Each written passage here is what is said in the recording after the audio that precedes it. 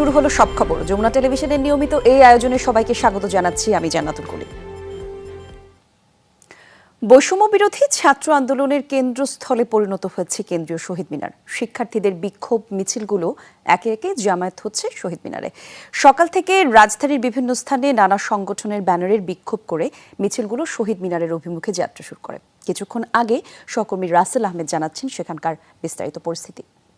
এই মুহূর্তে আছি শহীদ মিনারের চত্বরের ঠিক ডান পাশটাতে রয়েছে এবং এখানকার যে অবস্থা সেটি একেবারে জনসমুদ্র হয়ে আছে। শিক্ষার্থী এবং বিভিন্ন শ্রেণী পেশার মানুষ, পাশাপাশি বিভিন্ন বয়সী মানুষের অংশগ্রহণে পুরো একটি জনসমুদ্র তৈরি হয়েছে।